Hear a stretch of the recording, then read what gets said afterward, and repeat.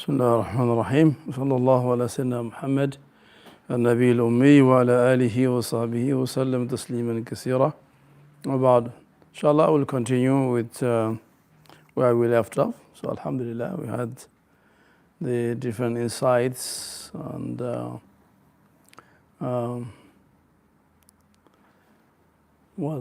the the stories.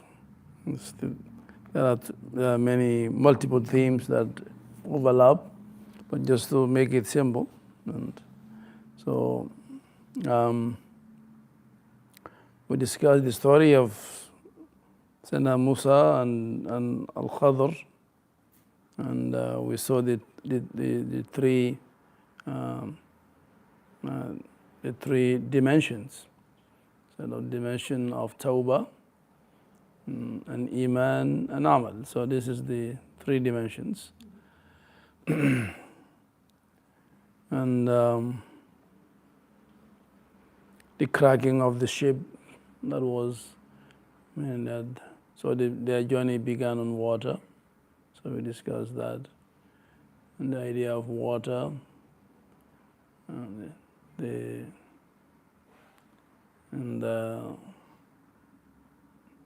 Sayyidina Musa's own history, which began with water because his mother put him in a box and threw him in water. So that is same theme as a ship. A box and a ship is a box. So a box that is underwater. And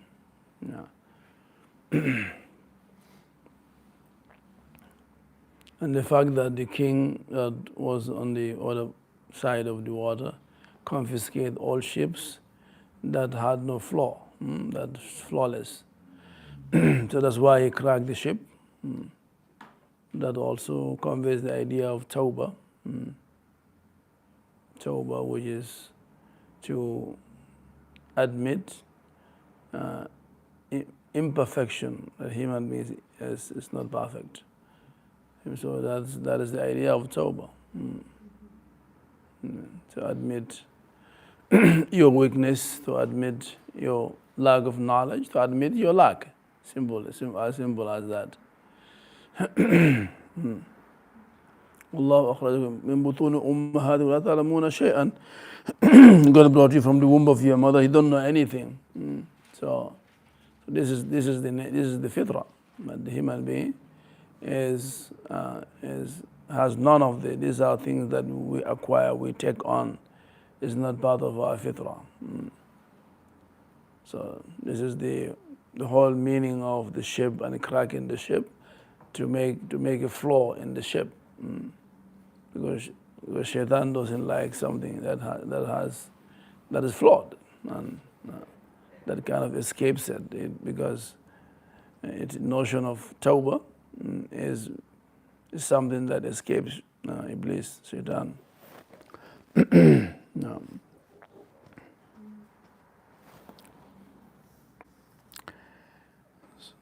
So then we saw the story of the two parents who were believers, and their tyrannical son, their child who was becoming tyrannical and was deviating them from the path, from the right path.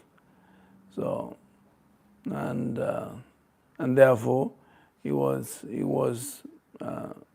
replaced by someone else. Someone God replaced that child with a better child. To say that sometimes God takes one thing from us to give us something better. ما ننسخ من آية أو ننسها نأتي بخير منها أو مثلها. Each time we remove one sign or make it forgotten, we bring another one equal or better. So when God takes one thing from you, we believe that God will give us something better. That's part of our Iman.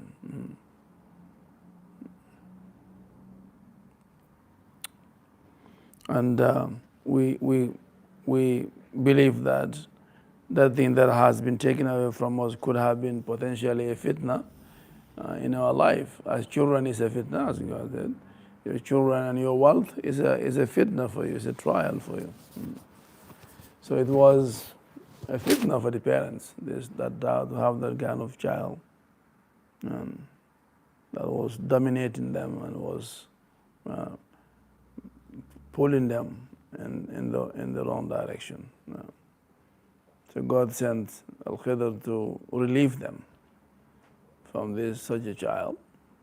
And then because God wanted to give them something better. But you can get something better unless you let go of what you have. The idea of letting go first before you take something else from God. You give and then take. You cannot keep and then you want to take more. And that is a wrong way of thinking.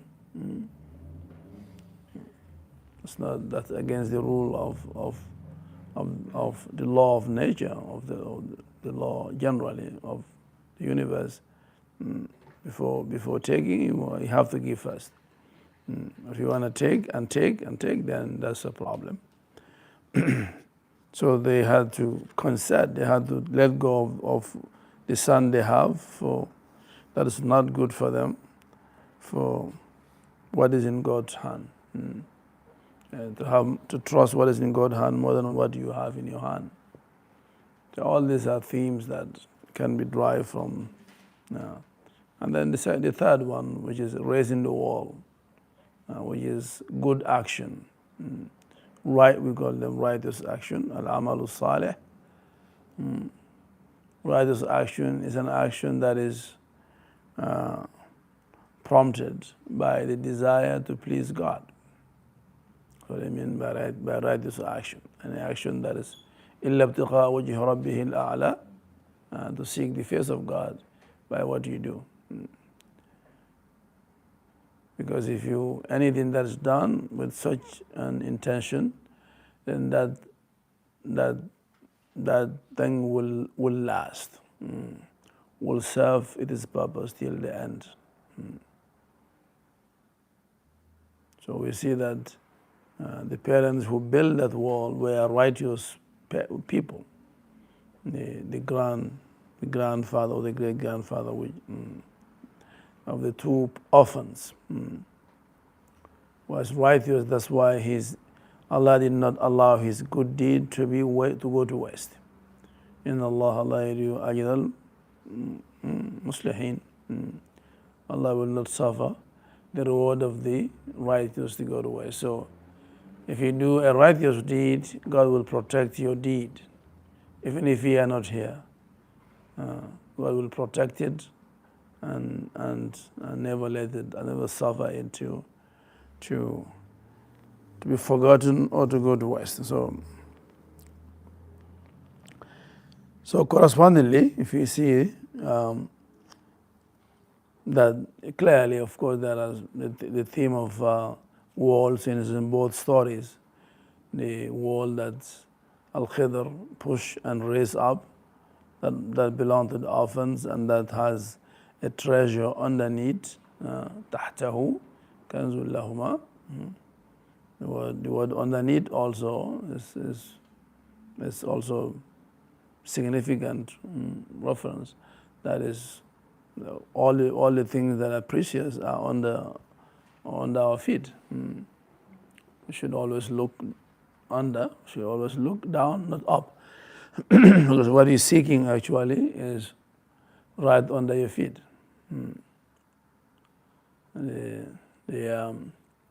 The story of the two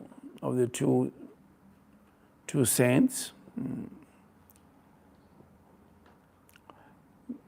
One saint was a trader, has a shop, but he's a wali, and was in his shop. And the other one is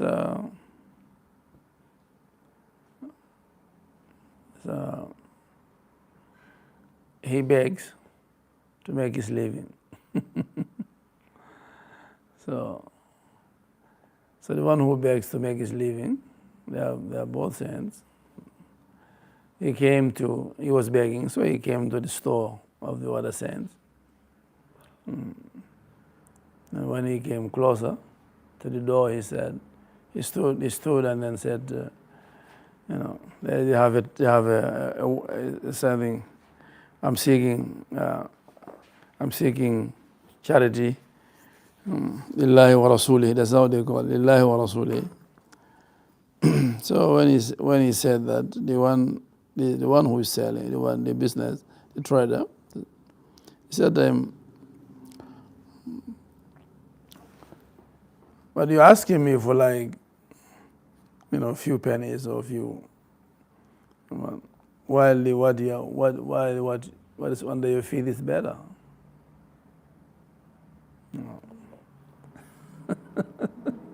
So the trader said that to the beggar. So the beggar said to him that, "What is under my feet is gold, and I don't want gold. I just want a few pennies to buy bread and eat. I don't." So when he's in the store, was testing him to see whether he's he's enlightened, because when he stood there in front of his shop, he could see that there's a treasure buried right there. And both of them know that, but they don't care about gold. That's why they could see it, because they don't care about it. So he said, "No, I don't want that. That's not. I saw that too, but I just want a crumb of bread to eat, and that's it." Then he gave him something. Anyway, yeah. So when God said, keep your gaze. Lower your gaze is not just about not looking at somebody, but it's just looking at the earth. That alone is so there is something, that interaction between the sight and the feet and the earth itself is generates thinking and reflection and awareness and so forth. So that's why. So there's a treasure beneath the wall.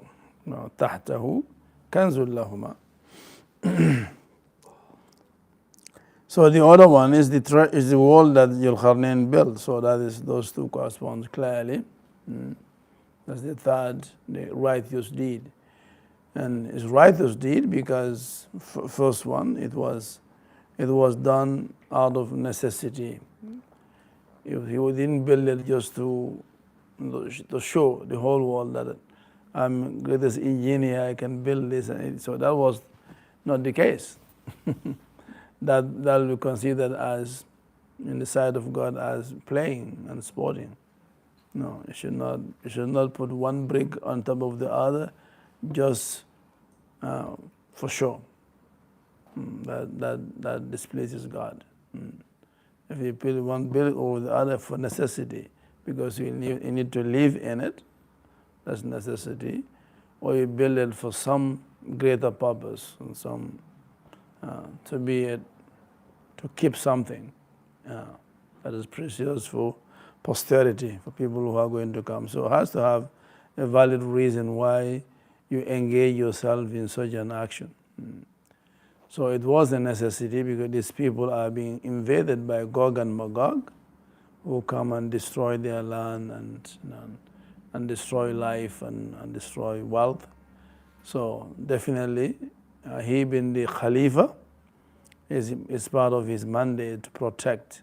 So it's kind of a defense mechanism.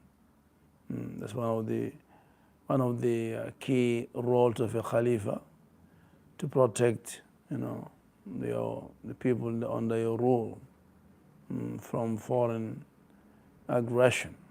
So that's called defense.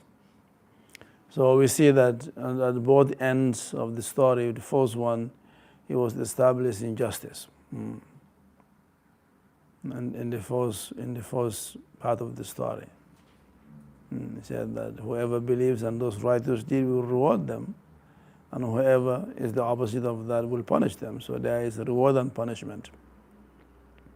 Yeah. So that is, a khilafah cannot stand up unless there is a full administration of justice, where the worthy is rewarded, and the culprit, the wrongdoer, is punished. Must have that system in place. Otherwise it will collapse. Nothing can stand without justice.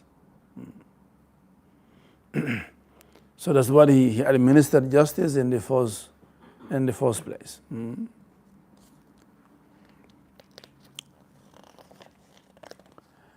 And so at the end, he was providing defense for people within his rule, who have been exposed to foreign invasion and aggression. So it was done out of that, to defend those who are defenseless.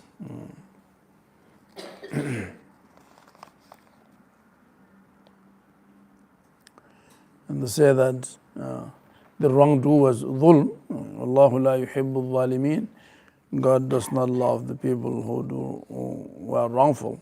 So those who are wrongful, their hand must be held back from doing wrong. And the middle one, we see that the people who are mentioned there, as the rising point of the sun, and they have no veil between them and the sun, which indicates their advanced state of spirituality, that they are very well illuminated. They have no veils, so to speak. They have no veils, and therefore, when the sun rises, they experience the true day, because there's a day and a day. The one who there's no veil between them and the sun, their day is not like the day of those who are veiled. It's a big difference. So that's the real day. You enter the real day. Yeah. When you have the full benefit of the radiance of the sun, which keeps people healthy and sound.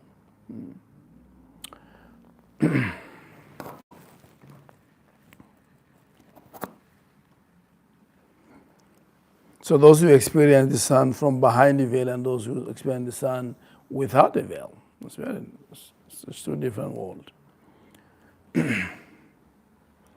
So we have the echo of that in Surah 2, Al-Furqan, where it talks about, again, the process of the soul traveling to God. So that theme also is within the story. How do you actually, the path, we always call the path. So this is also tracing the path. The path begins in the murky water, and then goes on. So the soul, the path of the soul to the throne of God, begins in the murky water, which is tawbah, which is fitrah, to immerse yourself in the murky water of the beginning, so that you become whole again, you go back to your fitrah.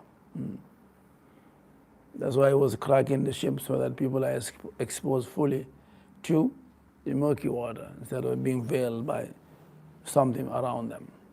So have no veil between you and the water. Return comes. So immerse yourself, deep yourself. وَسُجَّبِي فِي بِحَارِ الْأَحْدِيَةِ Oh Allah, dip me into the ocean of oneness in Bashishiyah. So that's what it's talking about. Dip me in the ocean of Ahdiyah. وَشُلْنِ مِنْ أَوْحَالِ التَّوْحِيدِ.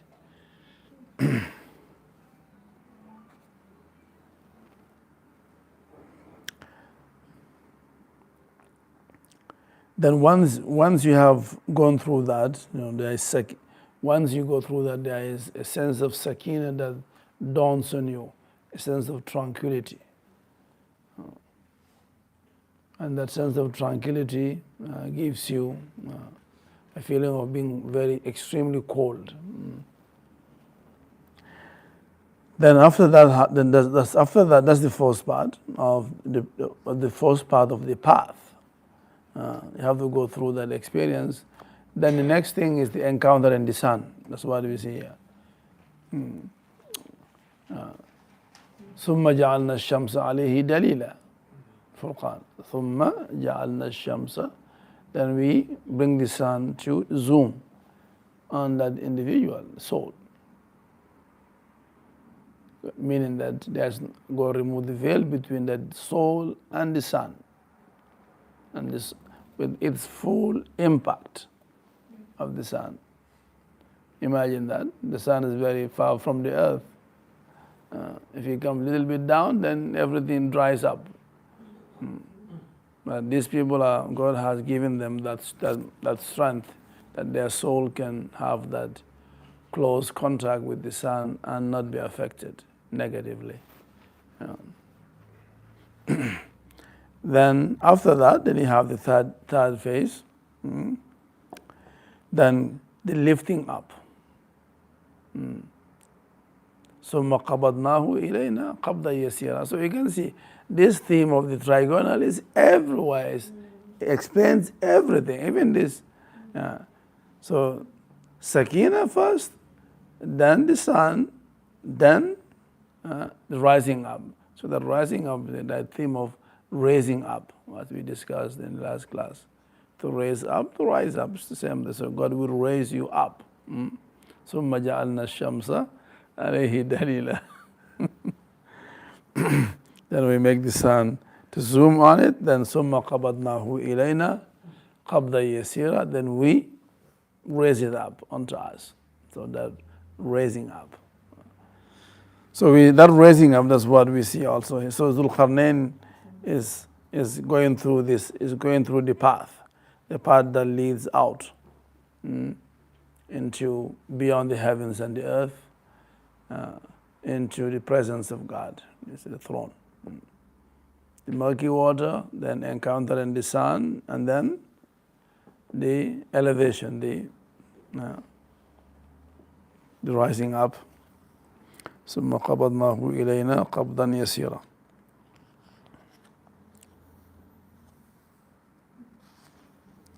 So that's exactly what the two stories are saying. So the first one, which is the dipping of the sun in the murky water, is the same thing, going back to the beginning, going back to your natural disposition called fitra, going back to the murky water from which the human being was created at the beginning.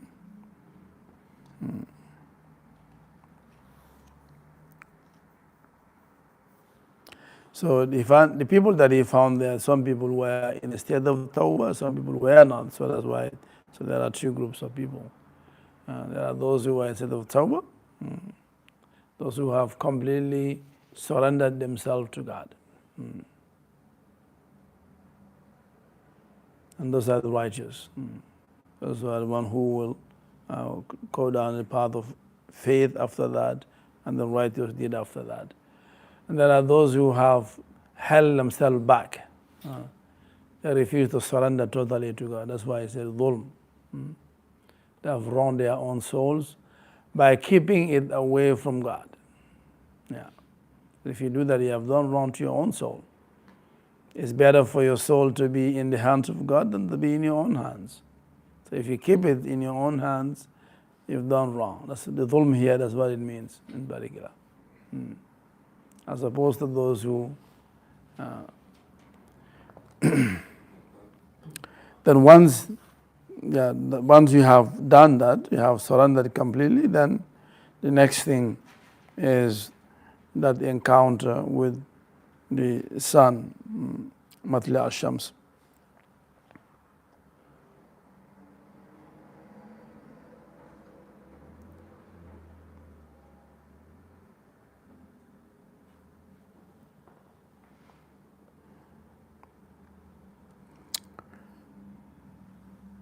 And then thirdly, the two boundaries. So that, again, as I think Rose raised it in the two mountains, the Sadain, the meeting place of the two, which is the two oceans or the two mountains, the same thing.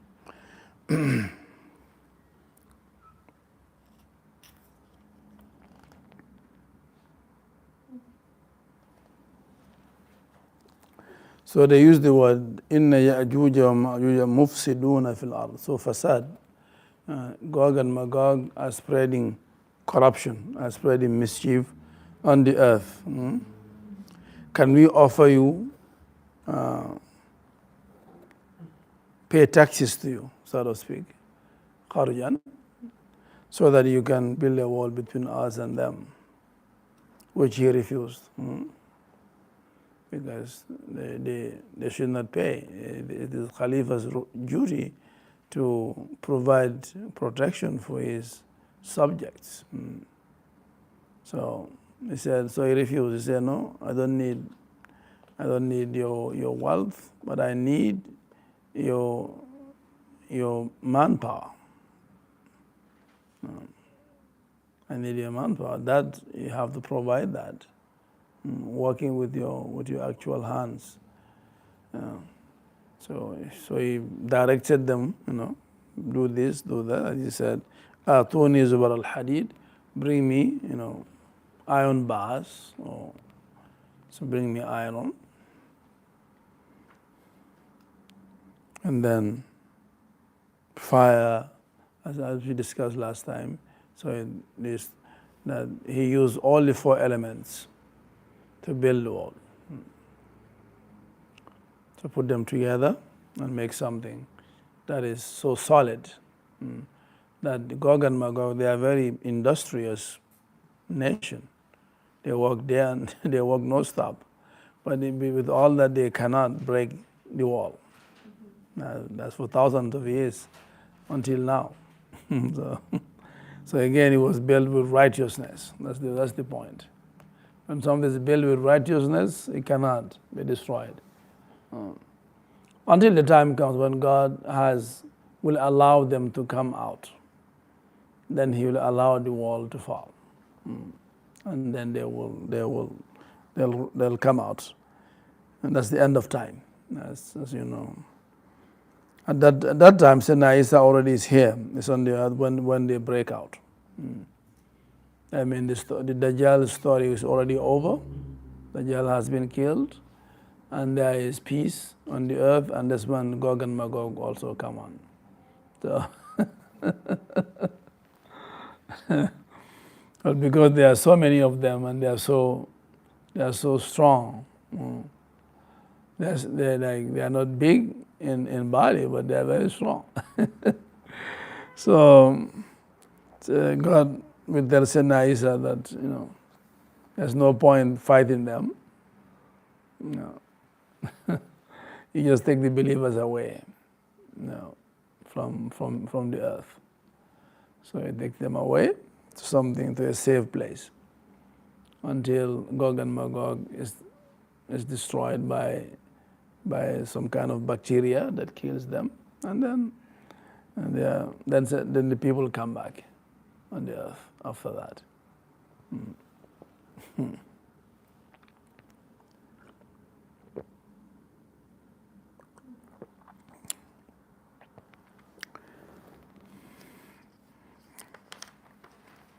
So let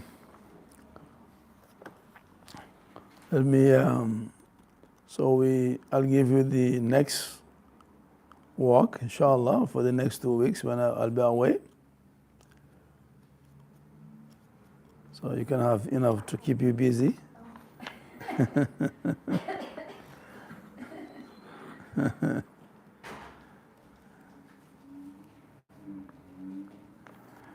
So the ayah I quoted earlier in Surah Al-Furqan, I would like you to explain that, inshallah. Trigonally speaking,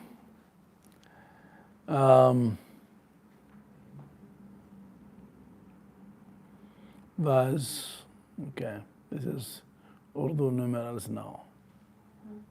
Give me the other mushaf with the Arabic numerals. No, because that counts the ayahs differently a bit. A Warsh one, sorry, a Hafs. Should be one there. Oh, here, yeah. Haja. Assalamu alaikum.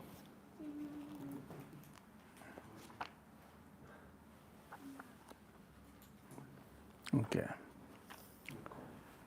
So verse 45 and 46. Inshallah, you can explain that for me. So I have to write, everybody should write their answers. And inshallah. So I want really to be able to have a full grasp, inshallah, on the concept.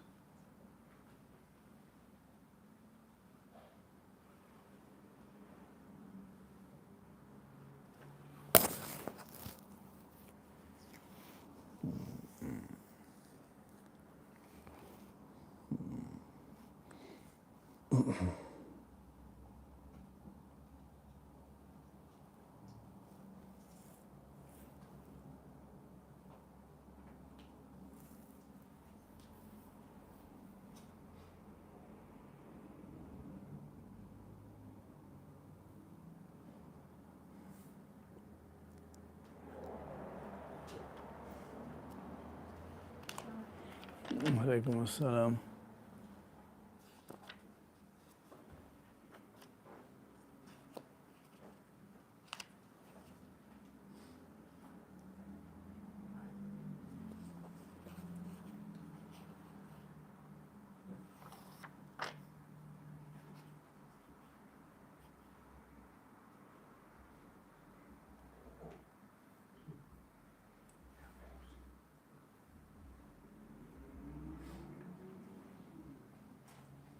Just 45 and 46, that's just those two?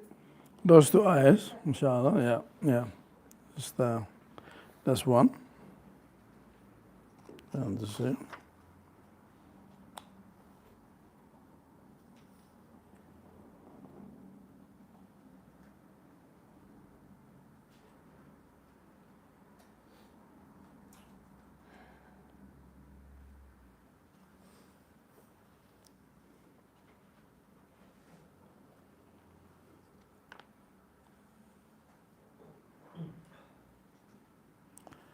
and the Surah.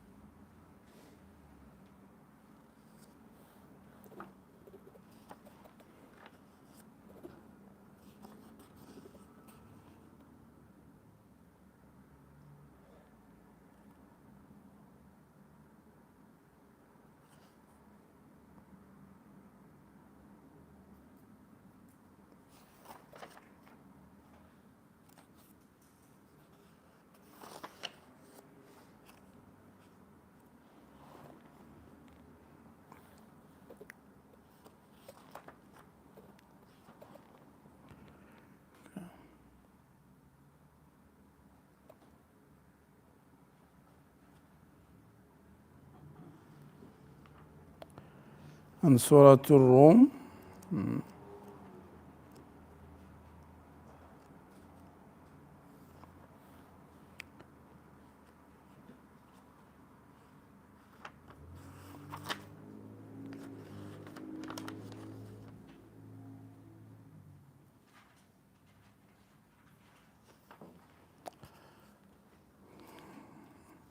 Wow.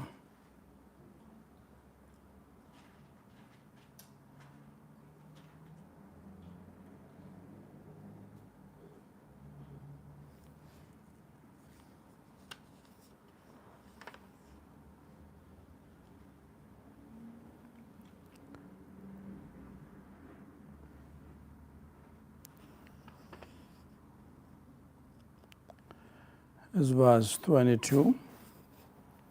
Sorry.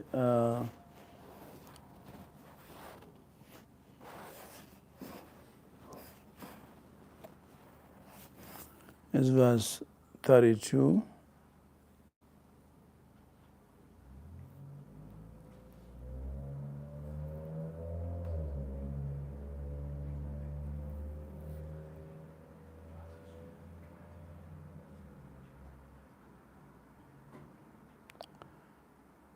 To verse 35.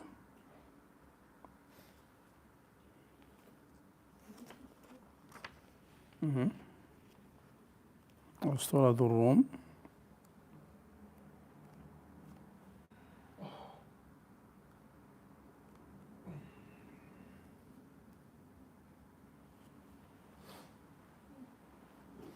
So I think those are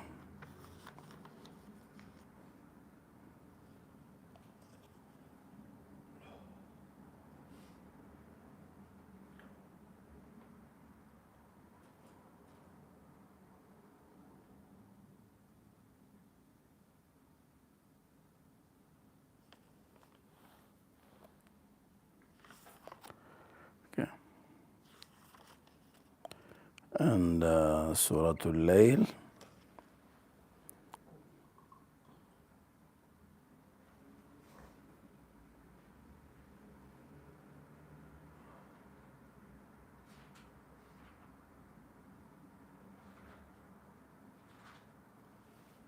The whole chapter.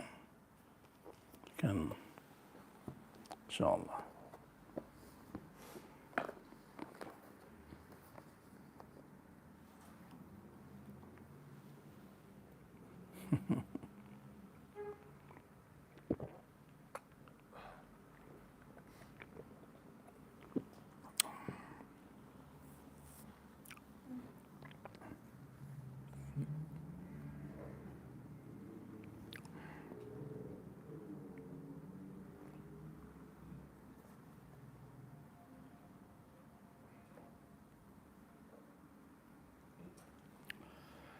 Khair. I mean, it's not on the 6th. I'll be back. Oh, December 6th. Yeah, so it's not a very long. Okay. It's not a long trip. Okay, inshallah. 10, maximum 12 days, I think. So, inshallah. Alaikum salam. I have a question. Mm-hmm. Surah Al-Kahf. Yes. So when Islam was about to set on his journey, he said, "La abrahu hatta abluga al-ma'ad." The Harin, yes. And we see the same thing, bayna saddayn. Yes. Trying to see the correlation. Is it Mm-hmm. about the place itself, in the sense that it's a very active place, like Majma' al-Bahrain and bayna saddayn, or it's because of the things that are happening there, in the sense that like Zulkarnain was met, the people he met Mm-hmm. that place. That was where Musa met, alayhi salam, met Sayyidina. Yes. I'm trying to see what is the similarity apart from they are both Majma' al-Bahrain and Mm. Bayna Saddayn. Mm-hmm. You know, Yeah, it always represents the a point of union, point of unification. So it actually represents the idea of unification of the soul. Exactly, that's what Majmu' al-Bahrain represents.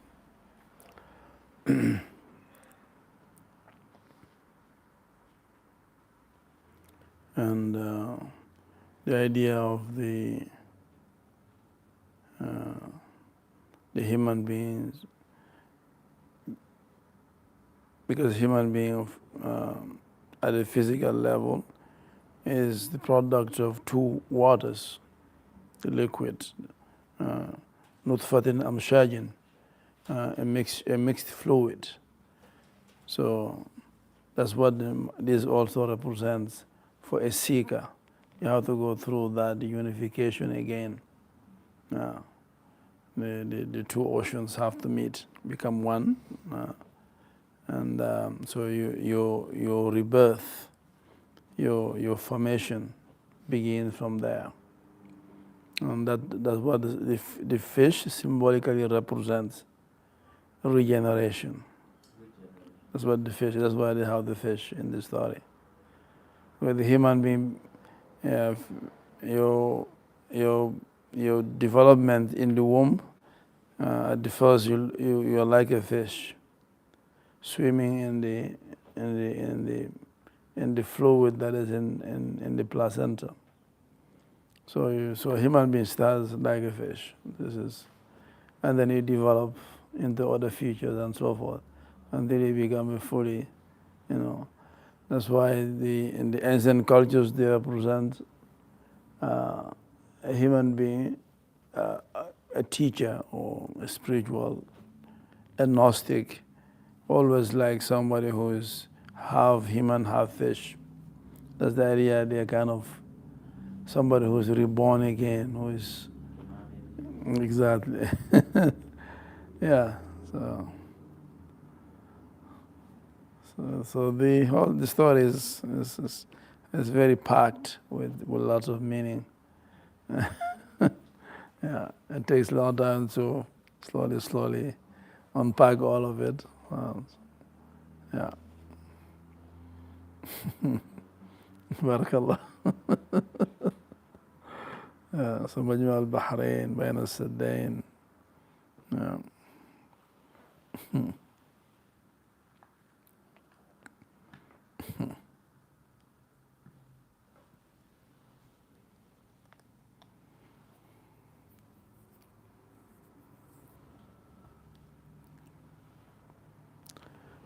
And the last part of the Ar-Rahman Lamahat, have you scanned it? Okay. Uqman said he only receives up to 47? Okay. Okay. Because I think I wrote more than that. I think it's about over 100. Okay. Okay. Okay. Okay. Bismillah. Sounds good. Inshallah. Barakallah. Okay, inshallah. Yes, sorry. What's it? So this might be a little complicated of a topic to go into, but I was wondering if you could comment on the idea of istita'a that comes up in both of these stories. With Musa alayhi salam, it starts off, إِنَّكَ لَن تَسْتَطِيعَ مَعِيَ صَبْرًا. And then at the end it's ذَلِكَ تَأْوِيلُ مَا لَمْ تَسْطِعْ عَلَيْهِ صَبْرًا. So there's something interesting with the words about the basically removal of the ta.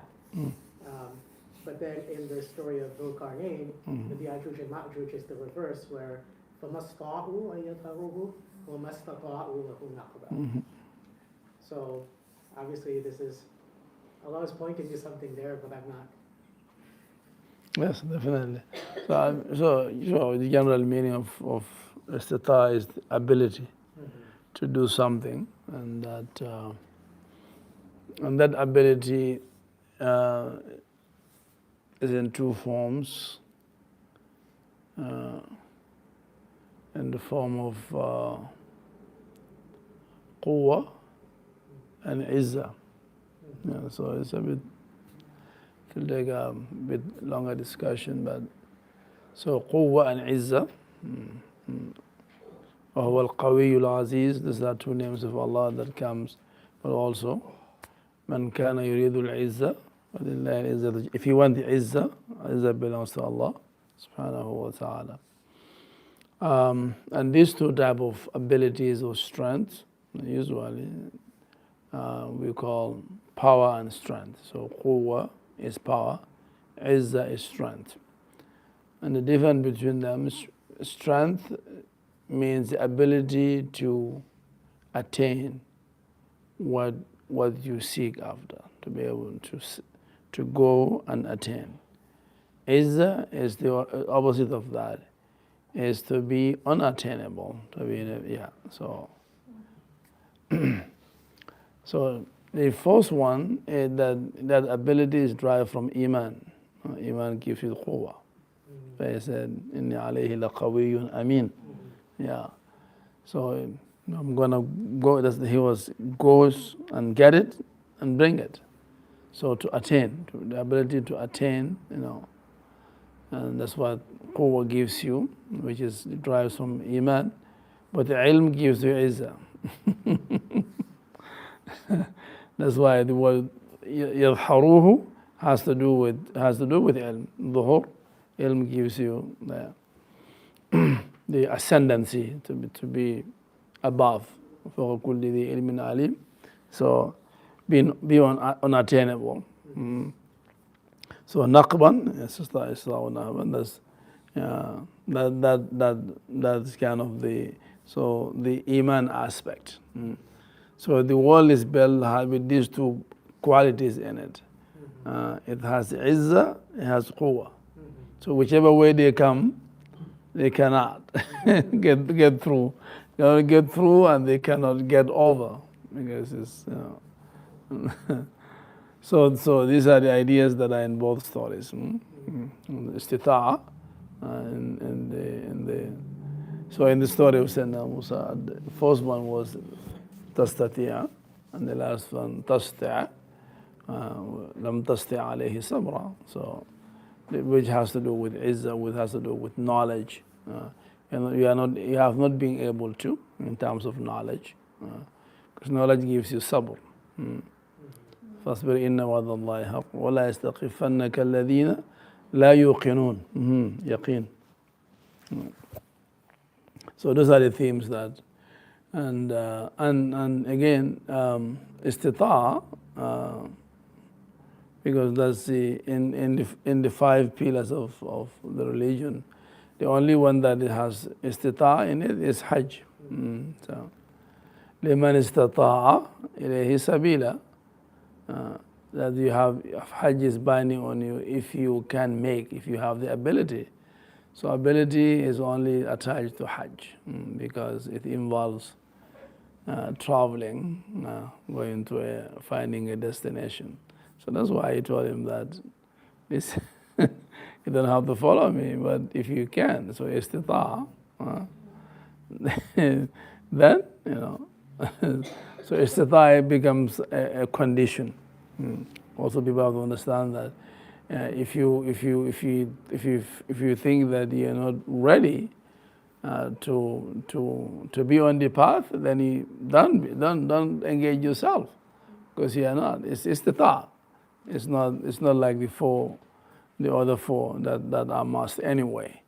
Well, everybody has the initial ability to do them, to pray, to fast, unless there are minor impediments that may come your way. But generally, the condition of istita'a is not necessary. But Hajj it is, because Hajj is a journey. Every journey is fraught with challenges and difficulties that not everybody can. So only those who have the istita'a should engage in those type of so that includes being on a path, following a guide, following a teacher. Istita'a. And that's why you put that as a condition at first. إنك لن تستطيع. حسابا.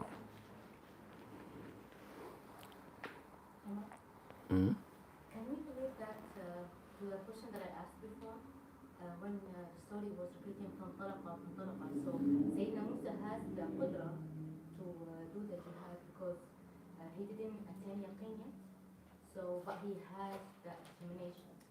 قال لا أروح حتى أبدأ. So he has the determination, but he didn't fulfill the yaqeen yet. So that's why the انطلاق that he is pursuing. الذين جاهدوا فينا لنهدينهم سبلنا. لكن when we come to the story of سيدنا ذو القرنين, he already reached that yaqeen and بلغ. So فلما بلغ أشده واستوى آتيناه حكما وعلما. Yeah, but that is already said about Sayyidina Musa already too. Before this travel with Dhul Qarnayn, before with Khidr, Allah already said about him, Balagha Ashuddahu wastawa. I thought the story of Dhul Qarnayn happened before, because when the Bani Israel asked him, Man a'lam ahli al-ard, and he said me, and then Allah told him there is another servant of mine, and he told him to say Khidr alayhi salam. Yeah. So I thought he didn't reach that level yet. Then after that, Allah gave him certitude when he realized that. No, you think about ولما بلغ أشده. That's Sayyidina Musa's story, isn't it? In Qasas, آتيناه حكما وعلما. So that's already given to him from long before this story with Al-Khidr. So he already attained ihsan as per this ayah. Yeah. لكن حتى في الصبر, the part of صبر is not there yet with him. So he couldn't bear with سيدنا خضر عليه السلام. So is everyone who should give him like the tamkeen and low or sitta, they have to be patient, or they can have the ups and downs of Sayyidina Musa? At varying degrees. I mean, definitely he had yaqeen already, of course. Because at the time that his encounter with Al-Khidr was much later, after he's accomplished all the miracles in Egypt and so forth. But his story with Al-Khidr is, of course, again, we talk about istita'. Al-Khidr is his own path. So Sayyidina Musa wants follow him on his path. So which is completely different from what Sayyidina Musa is used to. So exactly. So istita' again, yeah. That was the question. Yeah. So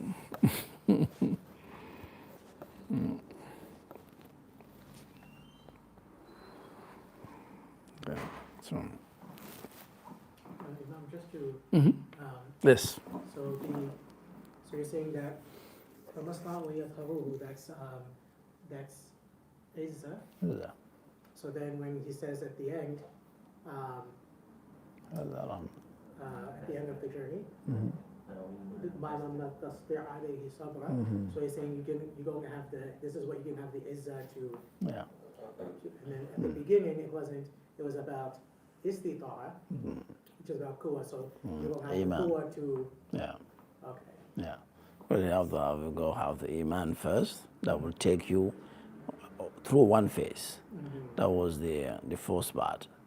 And they have the izzah that will take you through the other phase. Yeah. So ilm guides you, especially over the land, and water guides, iman guides over the water. Yeah. So all water journey is iman. All dry journey, land journey is ilm. Yeah.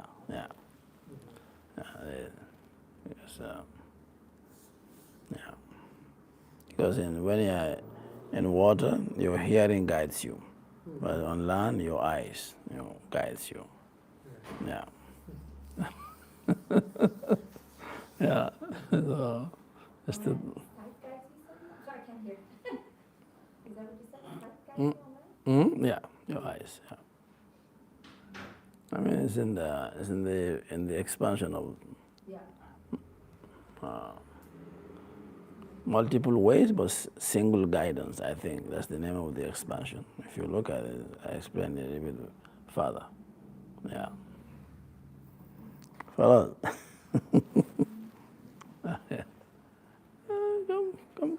Come.